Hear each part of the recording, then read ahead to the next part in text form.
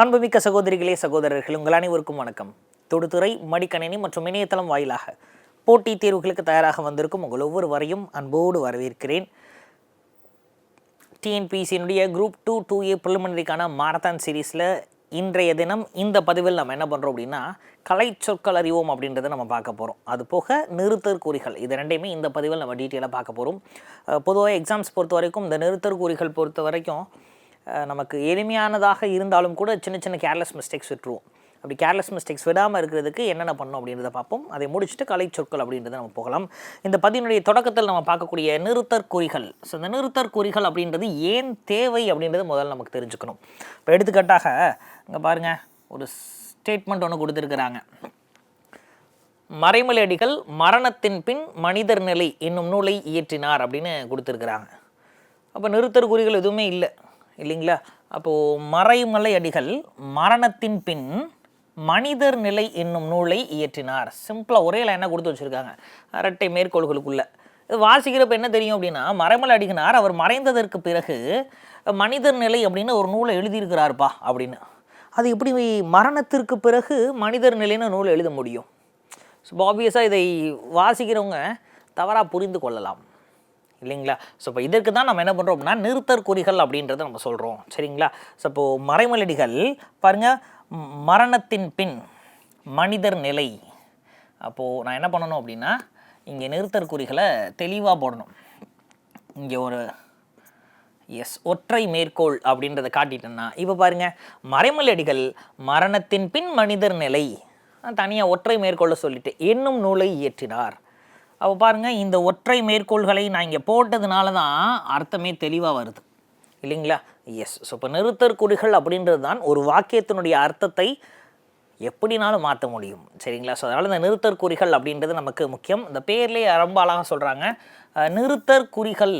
சரிங்களா? ஸோ அப்போ ஒரு வாக்கியத்தை நாம் படிக்கிறப்ப எங்கெங்கெல்லாம் நம்ம நிறுத்தணும், அப்போ நிறுத்துறதுக்கு ஏற்ற குறிகளை பயன்படுத்த வேண்டும். எந்த இடத்துல நிறுத்தணும், இல்லை இன்னும் இந்த ஸ்டேட்மெண்ட் கண்டினியூஸாக போகுதா அப்படின்றத பார்க்குறது தான் நிறுத்தற்குறிகள். சரிங்களா? ஓகேங்க. ஸோ இந்த நிறுத்தற்குறிகளினுடைய பேரில் ஆரம்பித்தே நமக்கு ரொம்ப ரொம்ப ரொம்ப முக்கியம். இப்போது கம்மா அப்படின்னு சொல்கிறோம் இல்லைங்களா? இதை தமிழில் ரொம்ப அழகாக கார்புள்ளி அப்படின்னு சொல்கிறோம். சார் இதையும் படிக்கணுமா சார்? ஆமாம். ஏன் அப்படின்னா முன்னாடி கேள்விகள் எப்படி இருந்ததுன்னா 4 ஸ்டேட்மெண்ட்டை கொடுத்து அதில் நிறுத்தற்குறிகள் சரியாக உள்ள வாக்கியத்தை தேர்ந்தெடு அப்படின்னு கொடுத்தாங்க. பட் சமீபத்திய நாட்களில் கேள்விகள் எப்படி இருக்குது அப்படின்னா தொடர்ச்சியான நிலையை குறிக்கக்கூடிய நிறுத்தற்குறி எது அப்படின்னு கேட்டு கார்புள்ளி, அரைப்புள்ளி, முக்காற்புள்ளி, முற்றுப்புள்ளின்னு ஆப்ஷன் கொடுத்துட்றாங்க. ஸோ புரியுதுங்களா? அப்போ கார்புள்ளி, அரைப்புள்ளி, முக்காற்புள்ளி, முற்றுப்புள்ளி அப்படின்னு கொடுத்தா நமக்கு அதெல்லாம் என்னன்னு தெரிஞ்சால் தான் ஆன்சர் பண்ண முடியும். சரிங்களா? ஸோ அதனால் நம்ம டெஃபினிஷன்ஸ்லேருந்தே ஒன்றா பார்க்குறோம். அப்போ கார்புள்ளி கம்மா ஸ்டாஃப் அப்படின்னு சொல்கிறோம். அப்போது இதை எப்படி எங்கெங்கே பயன்படுத்தணும் சார்? பொருட்களை தனித்தனியாக குறிப்பிடும் இடங்கள் தனித்தனியாக சொல்கிறது. சரிங்களா? எச்ச சொற்றொடர்கள்.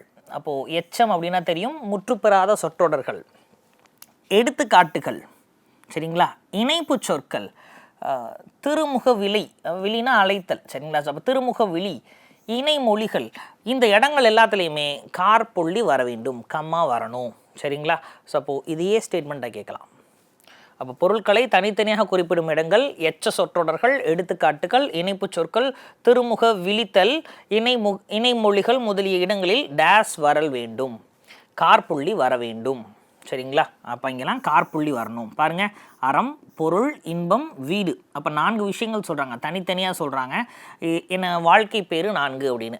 அப்போது இங்கே பாருங்கள், நான் எழுதும்போது பிழை அற்ற தொடராக எழுத வேண்டும் அப்படின்னு. சரிங்களா? இனியன் நன்கு படித்தான், அதனால் தேர்ச்சி பெற்றான். அப்போ கண்டினியூஸாக சொல்கிறாங்க. சரிங்களா? அப்போது எங்கெங்கே கார்புள்ளி வரும் அப்படின்றது நமக்கு தெரிஞ்சிருச்சு. சரி, ஸோ அடுத்ததாக அரைப்புள்ளி அப்படின்றோம். அரைப்புள்ளி. அப்போ அரைப்புள்ளினா இதுதான் சொல்கிறோம், செமிகோலன் அப்படின்னு ஆங்கிலத்தில் சொல்கிறோம் இல்லைங்களா? அதான் அரைப்புள்ளி. தொடர்நிலை தொடர்களிலும் எங்கெங்கே வருதான்? தொடர்நிலை தொடர்களிலும் ஒரு சொல்லுக்கு வேறுபட்ட பொருள் கூறும் இடங்களிலும் அரைப்புள்ளி வருதல் வேண்டும். அப்போ தொடர்நிலை தொடர்னா என்ன சார்? 2 தொடர்ச்சியாக இருக்கக்கூடியது. அப்படி தொடர்ச்சியாக இருக்கக்கூடிய தொடர்களிலும். சரிங்களா? அடுத்து ஒரு சொல்லுக்கு வேறுபட்ட பொருள் கூடும் இடங்களிலும் இந்த அரைப்புள்ளி நாம் பயன்படுத்த வேண்டும். பாருங்கள், வேலன் கடைக்கு சென்றான். சரி, அரைப்புள்ளி கொடுத்துருக்காங்க. பொருட்களை வாங்கினான், அரைப்புள்ளி கொடுத்துருக்காங்க. வீடு திரும்பினான். அப்போ இது மூன்றுமே பாருங்கள் தொடர்நிலை தொடர். ஏன் வேலன் அப்படின்ற ஒரே ஒருத்தனை பற்றா சொல்கிறாங்க. வேலன் கடைக்கு போனால் அங்கே போய் பொருளை வாங்கிட்டு வீட்டுக்கு வந்துட்டான். அப்போ எல்லாமே வேலன்ற ஒரே ஒரு எழுவாய். ஸோ அப்போ இங்கே தான் நம்ம அந்த அரைப்புள்ளி அப்படின்றதை பயன்படுத்துகிறோம். சரிங்களா? ஸோ அடுத்ததாக பாருங்கள், அலி அப்படின்னா என்ன? இது ஒரு பிஒய்க்கும் கூட. அலி அப்படின்னா அன்பு. பாருங்கள், இது ஒன்று. வேறு என்ன பொருள்? அருள். அலினா குளிர்ச்சி, வண்டு, இரக்கம், எளிமை. அப்போ இதெல்லாம் வேறு வேறு பொருட்கள். அப்போ ஒரு சொல்லுக்கு வேறுபட்ட பொருள் கூறும் இடங்களில் எதை பயன்படுத்தணும்? அரைப்புள்ளியை பயன்படுத்த வேண்டும். சரிங்களா? செமிகோலன் பயன்படுத்தணும். வேறு வேறு அர்த்தங்கள் இருக்குப்பா அந்த ஒரே சொல்லுக்கு அப்படின்னா நம்ம அரைப்புள்ளி பயன்படுத்துகிறோம். சரி, அடுத்ததாக முக்காற்புள்ளி.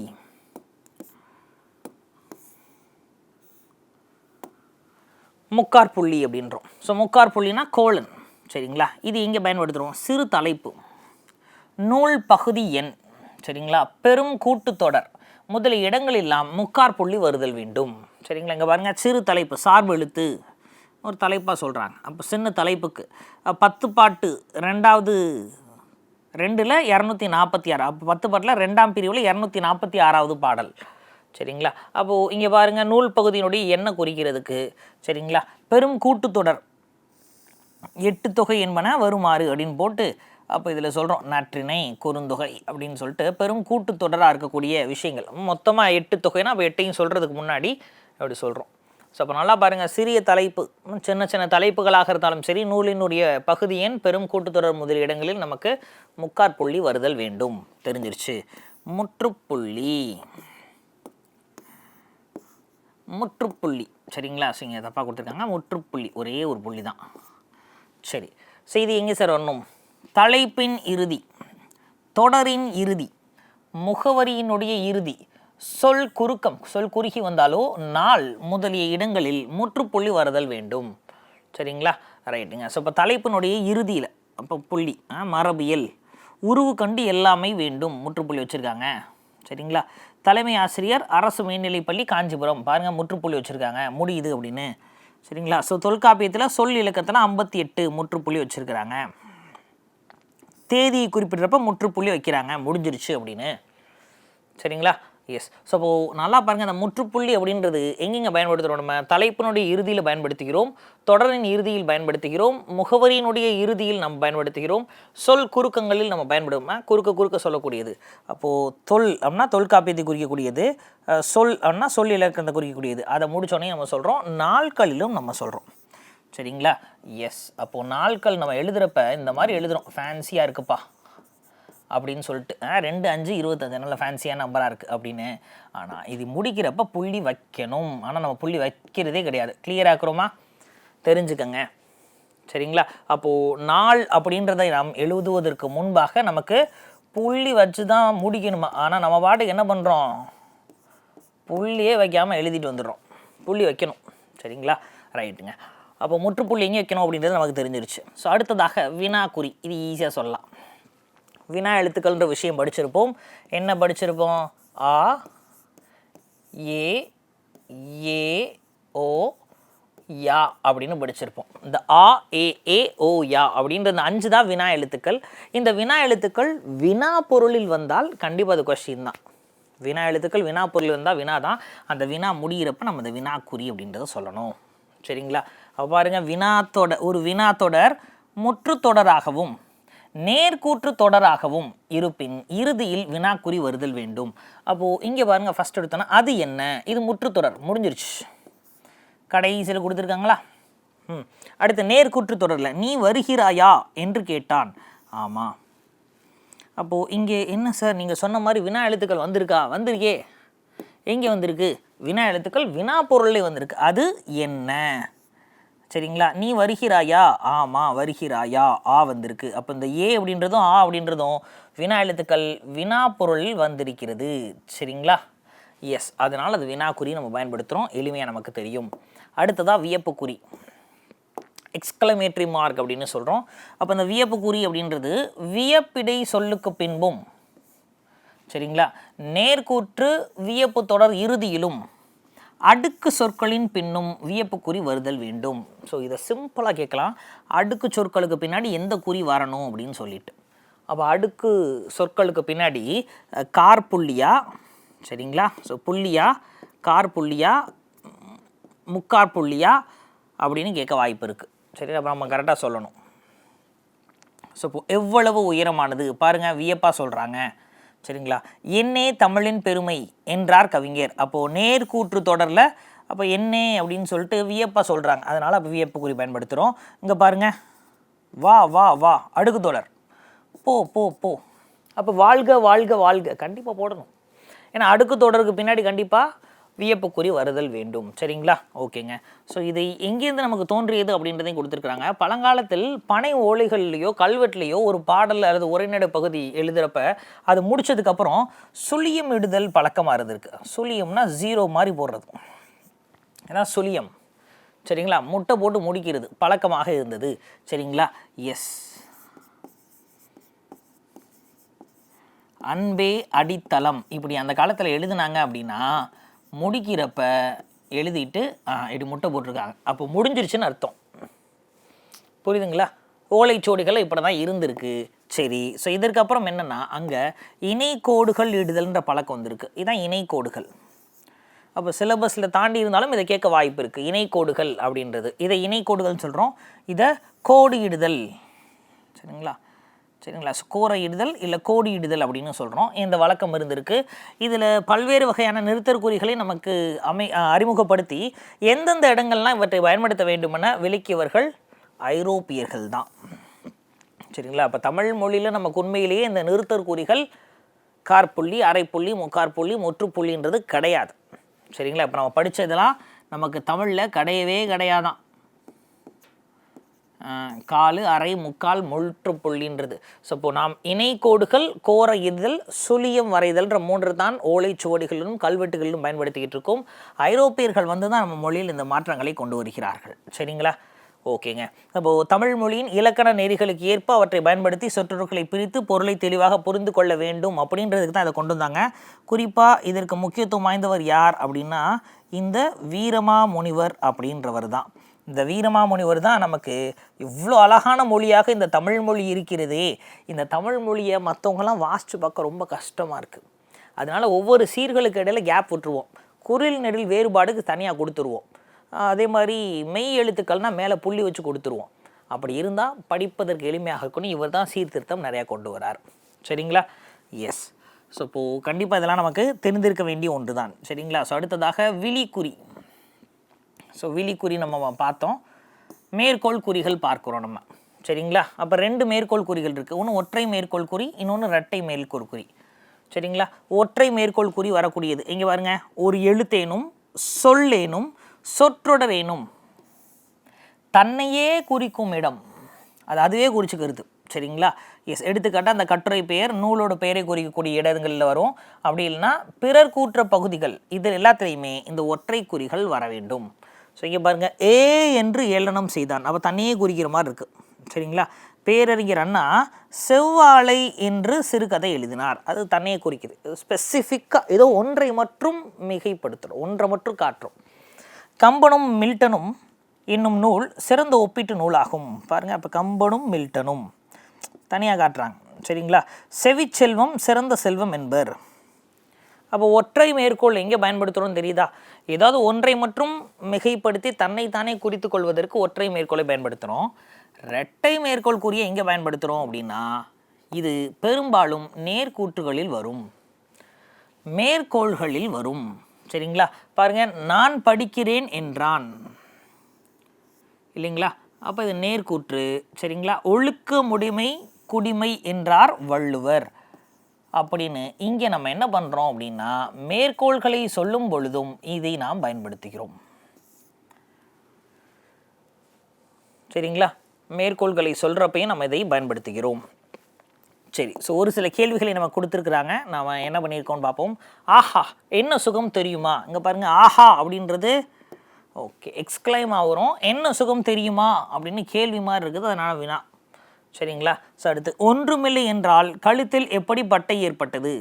பாருங்கள், இங்கே ஒன்றுமில்லை என்றால் கழுத்தில் எப்படி பட்டை ஏற்பட்டது கேள்வி. சரிங்களா? எஸ். ஸோ இப்போ இந்த விதிகளின் அடிப்படையில் நம்ம கேட்டால் நம்மளால் சொல்ல முடியும். என்ன கட்டி போடுகிறார்களா?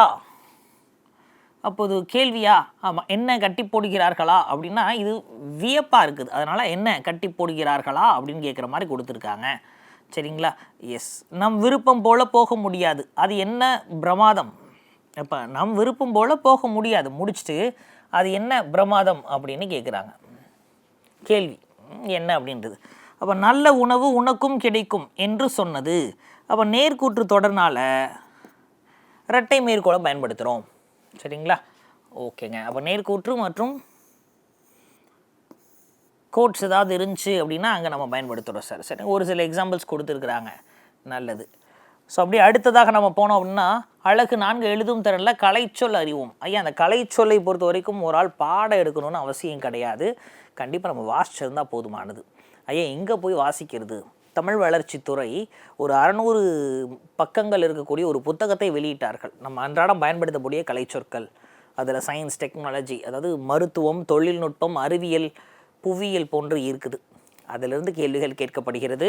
நாம் உங்களுக்கு ஸ்கூல் புக், நமக்கு கையில் இருக்கக்கூடிய ஒரே வெப்பன் ஸ்கூல் புக்கு தான். அப்போ ஒவ்வொரு வகுப்பில் இருக்கக்கூடிய கலை சொற்களை நம்ம எடுத்து கொடுத்துருக்கோம். சரிங்களா? ஸோ அப்படியே ஃபாஸ்ட்டாக அதை ரீட் பண்ணிட்டு போனால் சரியாக இருக்கும் அப்படின்னு நினைக்கிறேன். பாருங்கள், அபாக்கஸ் அப்படின்னா மணிச்சட்டம் அப்படின்னு சொல்கிறாங்க. கம்ப்யூட்டர் அப்படின்னா கணினி அப்படின்னு சொல்கிறோம். சரி, ஆர்கிடெக்சர்னா கட்டமைப்பு இல்லைன்னா வடிவமைப்பு அப்படின்றோம். கமாண்ட் அப்படின்னா கட்டளை. கால்குலேட்டர் அப்படின்னா கணிப்பான். செல்ஃபோன் அப்படின்னா கைபேசி இல்லைன்னா அலைபேசி அப்படின்னு சொல்கிறோம். டேப்லெட் அப்படின்னா கைக்கணினி. சரிங்களா? டேட்டா அப்படின்னா தரவு. சரிங்களா? இன்ஃபர்மேஷன் அப்படின்னா தகவல். இது ரெண்டுமே வேறு வேறு, தெரியுதா? டேட்டானா தரவு, இன்ஃபர்மேஷன்னா தகவல். மாற்றிடக்கூடாது, ஏன்னா ஆப்ஷன்ஸில் ஒரே மாதிரி கொடுத்துருவாங்க. அப்போ தொழில்நுட்பம் சார்ந்து 6ஆம் வகுப்பில் இருக்கக்கூடிய, அதுவும் குறிப்பாக அறிவியல் புத்தகங்கள் இருக்கக்கூடியதெல்லாம் எடுத்து கொடுத்துருக்கோம் நம்ம. ஸோ எலக்ட்ரானிக் மெஷின் மின்னணு இயந்திரம். அனலாக் கம்ப்யூட்டர் குறியீட்டு எண். சரிங்களா? அனலாக் கம்ப்யூட்டர்னா குறியீட்டு எண்களை பயன்படுத்தி கணக்கிடும் கருவி. ஓகே. ஸ்மார்ட் ஃபோன் திறன்பேசி. போஸ்ட் ஆஃபீஸ் தபால் நிலையம். ஆட்டோமேட்டட் டெல்லர் மிஷின் தானியங்கி பண எந்திரம். சரிங்களா? ஸோ கீபோர்டுனா விசைப்பலகை. சாஃப்ட்வேர்னால் மென்பொருள், ஹார்ட்வேர்னால் வன்பொருள். இதெல்லாம் பிஒய்க்குள்ளே கேட்டிருக்காங்க. சாஃப்ட்வேர் ஹார்ட்வேர்லாம் நிறையா தடவை கேட்டிருக்கிறாங்க. சரி, பிரிண்டர் அப்படின்னா அச்சுப்பொறி, இதுவும் ஒரு பிஒய்க்கு தான். மவுஸ் அப்படின்னா சுட்டி அப்படின்னு அர்த்தம். சரிங்களா? மவுஸ்னா எலின்னு நினச்சிடக்கூடாது, சுட்டி. ப்ரோக்ராம் அப்படின்னா நிரல், ப்ரோக்ராமர் அப்படின்னா நிரலர். சரிங்களா? அதே மாதிரி அடுத்து 6ஆம் வகுப்புலேயே நமக்கு புத்தகத்தில் கொடுக்கப்பட்டதில் வலஞ்சொலி அப்படின்னா கிளாக் வைஸ், தமிழ் புக்கில் இருக்குது. இடஞ்சொலி அப்படின்னா ஆன்டி கிளாக் வைஸ். இணையம் இன்டர்நெட். குரல் தேடல் வாய்ஸ் சர்ச். தேடுபொறி சர்ச் இன்ஜின். தொடுதிரை டச் ஸ்க்ரீன். கண்டம் கான்டினென்ட். தட்ப வெப்பநிலைனா கிளைமேட். வானிலை வெதர். வலசைனா மைக்ரேஷன், இது ஒரு பிஒய்க்யூ. புகலிடம்னா சான்ச்சுரி, இது ஒரு பிஒய்க்யூ. புவி ஈர்ப்பு புலம்னா கிராவிடேஷனல் ஃபீல்டு. ஆர்டிஃபிஷியல் இன்டெலிஜென்ஸை செயற்கை நுண்ணறிவு அப்படின்னு சொல்கிறோம். ஆய்வுனா ரிசர்ச். ஸோ இங்கே சூப்பர் கம்ப்யூட்டர், இது ஒரு பிஒய்க்யூ. சரிங்களா? மீத்திறன் கணினி, அதான் சூப்பர் கம்ப்யூட்டர். கோள் அப்படின்னா பிளானட். ஔடதம் அப்படின்னா மெடிசின். சரிங்களா? எந்திர மனிதன் ரோபோட். சேட்டலைட்டை செயற்கைக்கோள்னு சொல்கிறாங்க. இன்டெலிஜென்ஸ்னால் நுண்ணறிவுன்னு சொல்கிறோம். எஜுகேஷனை கல்வின்னு சொல்கிறோம். மெயில்னா அஞ்சல். ப்ரைமரி ஸ்கூல் ஆரம்ப பள்ளி. காம்பேக்ட் டெஸ்க் சிடி அப்படின்னா குறுந்தகடுன்னு சொல்கிறோம். ஹையர் செகண்டரி ஸ்கூலில் மேல்நிலை பள்ளி. இ லைப்ரரினா மின் நூலகம் அப்படின்னு அர்த்தம். ஒரே இதுதான். சரிங்களா? இ லைப்ரரினா மின் நூலகம். இ புக்னா மின் புத்தகம் அப்படின்னு அர்த்தம். சரிங்களா? தெரிஞ்சிருச்சா நமக்கு மின் புத்தகம் அப்படின்றது நமக்கு அர்த்தம். அடுத்ததா எஸ்கலேட்டர் அப்படின்னா மின் படிக்கட்டு.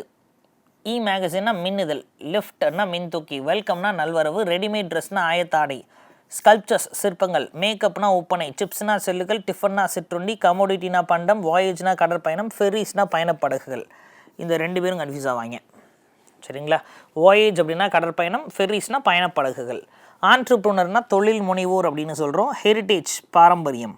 அடல்ட்ரேஷன்னா கலப்படம். நுகர்வோர்னா கன்சியூமர். சரிங்களா? எஸ். மெர்ச்சன்ட் அப்படின்னா வணிகர். பேட்ரியோட்டிசம்னா நாட்டுப்பற்று. லிட்ரேச்சர் இலக்கியம். ஆர்ட் கேலரினா கலைக்கூடம். மெய் உணர்வுனா நாலேஜ் ஆஃப் ரியாலிட்டி, இது ஒரு பிஒய்க்யூ. சரிங்களா? ட்ரஸ்ட்னா அறக்கட்டளை. வாலண்டியர்னா தன்னார்வலர். ஜூனியர் ரெட் கிராஸ் அப்படின்னா இளம் செஞ்சிலுவை சங்கம் அப்படின்னு சொல்கிறாங்க. ஸ்கவுட்ஸ் அண்ட் கைட்ஸ் அப்படின்னா சாரணியர் அப்படின்னு சொல்கிறாங்க. சோஷியல் ஒர்க்கர் அப்படின்னா சமூக பணியாளர் அப்படின்னு சொல்கிறோம். ஹியூமனிட்டினா மனிதநேயம். மர்சி அப்படின்னா கருணை. டிரான்ஸ்பிளான்டேஷன்னா உறுப்பு மாற்று அறுவை சிகிச்சை. நோபல் பரிசுன்னு தான் சொல்கிறாங்க. லாரியை சரக்குந்து அப்படின்றாங்க. இதோட நமக்கு 6th ஸ்டாண்டர்டில் இருக்கக்கூடிய விஷயங்கள் முடிவுக்கு வருகிறது. சரிங்களா? எஸ். ஸோ இப்போ புக்கில் இருக்கக்கூடியதையும் நம்ம ரீட் பண்ணணுமா? கண்டிப்பாக ரீட் பண்ணணும். சரிங்களா? ஓகே. ஸோ இங்கே பாருங்கள், பெருங்கடல் அப்படின்னா ஓசன், ஸ்ட்ராம் அப்படின்னா புயல், மெரைன் டெக்னாலஜி கப்பல் தொழில்நுட்பம், மாலுமின்னா செயிலர், மெரைன் கிரியேச்சர் அப்படின்னா கடல்வாழ் உயிரினம், ஆங்கர்னா நங்கூரம். சரிங்களா? சப்மரைனா நீர்மூழ்கி கப்பல், ஷிப்யார்ட்னா கப்பல் தளம், சம்மர் வெக்கேஷன்னா கோடை விடுமுறை, மாரல்னா நீதி. ஸோ அப்படியே இந்த பக்கம் வந்தோம் அப்படின்னா மீடியாவை ஊடகம்னு சொல்கிறாங்க. மேகசின்னா பருவ இதெல்லாம். சரிங்களா? ஸோ லிங்குவிஸ்டிக்ஸ் மொழியியல், பப்பட்ரி கேட்டாங்க, பொம்மலாட்டம். சரிங்களா? ஃபோனாலஜினா ஒளியியல், ஆர்த்தோகிராஃபினா எழுத்து இலக்கணம். சரிங்களா? ஆர்த்தோகிராஃபினா எழுத்து இலக்கணம். ஆர்னித்தாலஜி அப்படின்னா தான் பறவைகளை பற்றி படிப்பு. அப்போ ஆர்த்தோகிராஃபி இது. சரிங்களா? ஏன்னா ஒரு முறை கேள்வி கேட்டப்ப ஆர்த்தோகிராஃபி அப்படின்னு கேட்டு மொதல் ஆப்ஷன் என்ன கொடுத்துட்டாங்கன்னா பறவைகள் பற்றிய படிப்புன்னு கொடுத்துட்டாங்க. நிறைய பேர் அதில் மாட்டிக்கிட்டாங்க. அது ஆர்னித்தாலஜி. சரிங்களா? பறவைகள் பற்றிய படிப்பு வேறு, இது ஆர்த்தோகிராஃபின்றது வேறு. இதழியல்னா ஜேர்னலிசம், டயலாக் உரையாடல், ஐலாண்ட்னா தீவு, பேரபிள்னா ஊமை. சரிங்களா? ஓகே. நேச்சுரல் ரிசோர்ஸ் இயற்கை, ஜங்கிள்னா காடு, வைல்டு அனிமல்ஸ்னால் வனவிலங்கு, ஃபாரஸ்ட்ரி வனவியல், ஃபாரஸ்ட் கன்சர்வேஷன் வன பாதுகாவலர்கள், பயோடைவர்சிட்டி பல்லுயிர் மண்டலம், பேலட்ஸ்னால் கதைப்பாடல். சரிங்களா? எலோகுஷன் பேச்சாற்றல், கரேஜ்னா துணிவு. சரிங்களா? இது மாதிரி எளிமையாக இருக்கிறது போக ஒரு சில கடினமான இருக்கிறத மட்டும் கண்டிப்பாக நம்ம பார்க்க வேண்டும். தூரிகை அப்படின்னா ப்ரஷ், நான் அதை மட்டும் உங்களுக்கு அப்டேட் பண்ணிகிட்டே வரேன். அழகியல் அப்படின்னா ஏஸ்தட்டிக்ஸ் அப்படின்னு சொல்கிறோம். சரிங்களா? எஸ். மற்றதெல்லாம் எளிமையாக இருக்கக்கூடிய ஒன்று தான். அருமையாக சொல்லிடுவீங்க.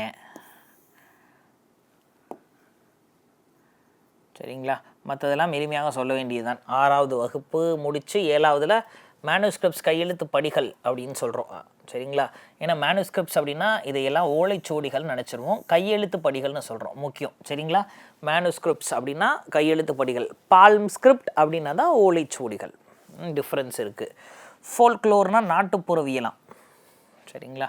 அப்படியே தொழில்நுட்பம் சார்ந்து வந்தோம் அப்படின்னா தொழில்நுட்பம் சார்ந்து கொடுத்துருக்காங்களா. உளவியல் அப்படின்னா அக்ரோனமி. சரிங்களா? மற்றதெல்லாம் எளிமையாகத்தான் இருக்கிறது. ஓகே. மற்றதெல்லாமே ஈஸியாக சொல்லிடலாங்க, எளிமையான தான். உபதேசம் அப்படின்னா ப்ரீச்சிங். சரிங்களா? கொள்கை அப்படின்னா டாக்ட்ரைன். சரிங்களா? எஸ். மற்றதெல்லாம் சொல்லிடுவோம். கண்ணியம் டிக்னிட்டி. அப்படியே 8ஆம் வகுப்பை நோக்கி பயணிக்கிறோம். 8ஆம் வகுப்புக்கு வந்தோம் அப்படின்னா அதுலேயும் ஒரு சில வார்த்தைகளை கொடுத்திருக்கிறார்கள். குவாட்டனரி ஆக்டிவிட்டீஸ் அப்படின்னா 4ஆம் நிலை செயல்களாம். சரிங்களா?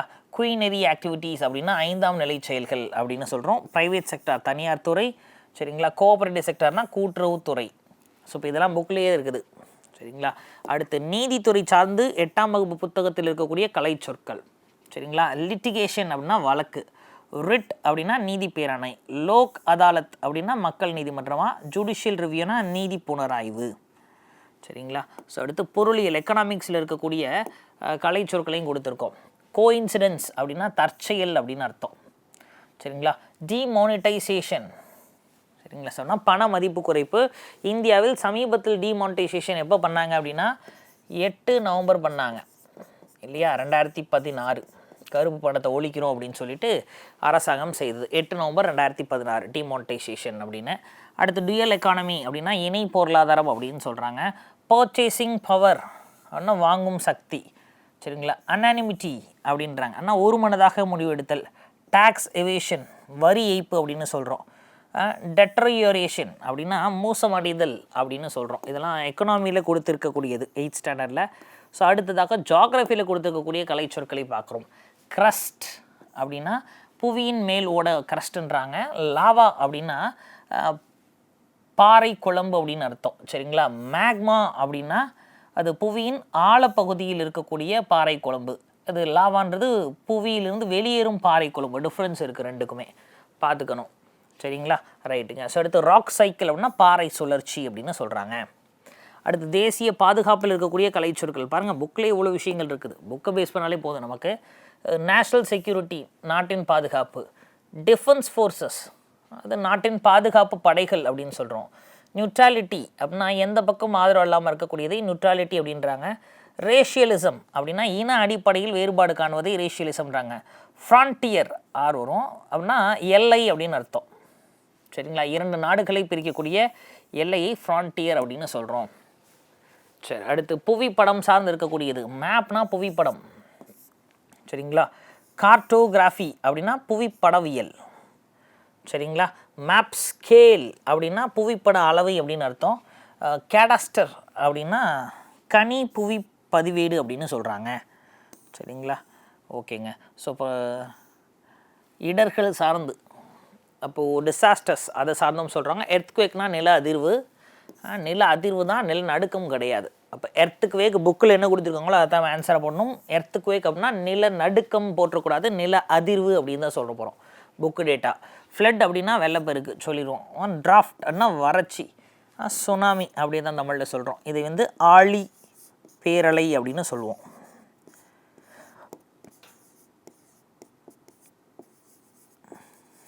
சரிங்களா, ஆழிப்பேரலை இல்லை ஆழிப்பெருக்கு அப்படின்னு சொல்கிறாங்க. இல்லைனா ஒரு சில இடங்களில் நம்மளை எப்படி சொல்கிறாங்க இது அப்படின்னா கடல் கோல் அப்படின்னு சொல்லுவாங்க.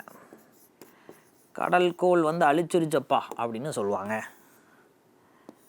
சரிங்களா, எஸ். வானிலை மற்றும் காலநிலை சார்ந்து கொடுக்குறாங்க. கண்டக்ஷன், அப்போ கண்டக்ஷன்னா வெப்பம் கடத்துதல் அப்படின்னு அர்த்தம்.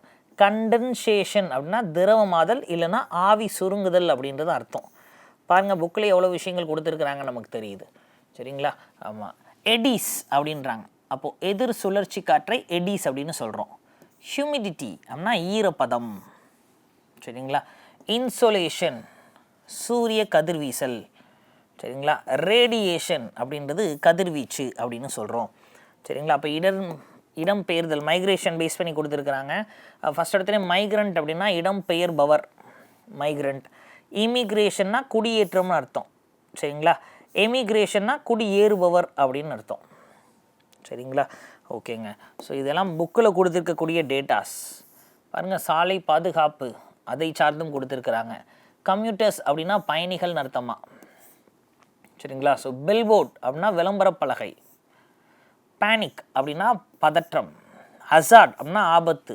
மேண்டட்டரி அப்படின்னா கட்டாயம். சரிங்களா, ஸோ பில்லியன் அப்படின்னா 2 சக்கர வாகனத்தில் பின்னாடி இருக்கிறான் இல்லையா அவனை தான் பில்லியன் அப்படின்னு சொல்கிறாங்க.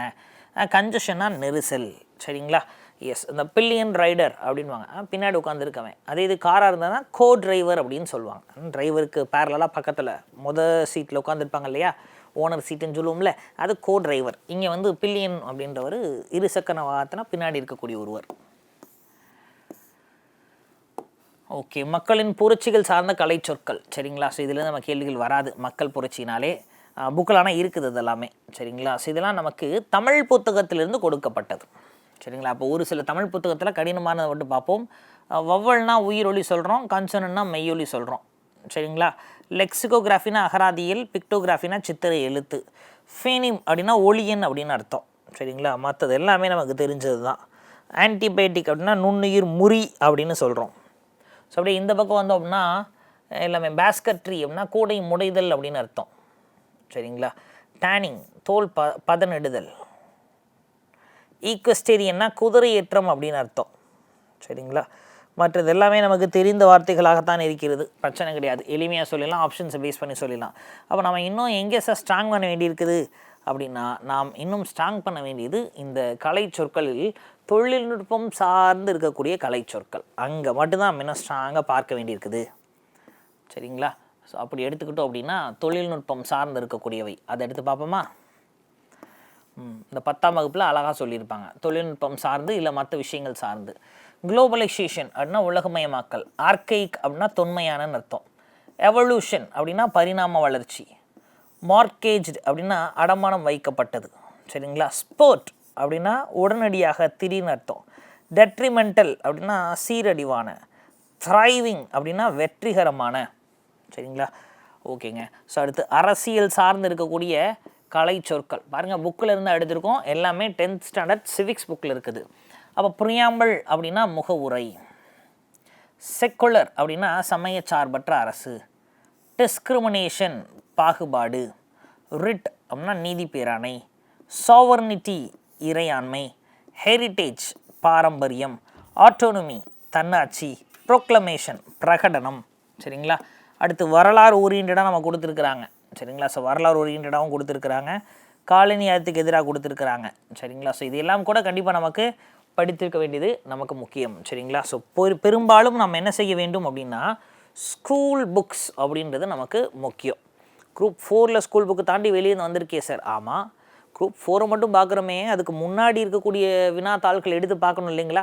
பள்ளி பருவ பாட புத்தகங்கள் அப்படின்றது நமக்கு முக்கியம். அதை சார்ந்த கேள்விகள் கண்டிப்பாக இருக்கும். அப்போ இந்த கலை சொற்கள்லாம் ஸ்கூல் புக்ஸில் இருக்கக்கூடியதை ரீட் பண்ணி முடிச்சுட்டு வெளியே என்னன்னாலும் நம்ம ரீட் பண்ணிக்கலாம். சரிங்களா? அப்போ ஸ்கூல் புக்ஸ் தாண்டி என்ன படிக்கணும்? கலை சொற்களுக்கு தமிழ் வளர்ச்சித்துறை வெளியிட்ட கலைச்சொல் அறிவோம் அப்படின்றது கூட நம்ம படிச்சுக்கலாம். மீண்டுமாக வேறொரு பதிவில் சூப்பராக சந்திக்கலாம். தொடர்ந்து இணைந்திருங்கள். Wish you all the very very very best.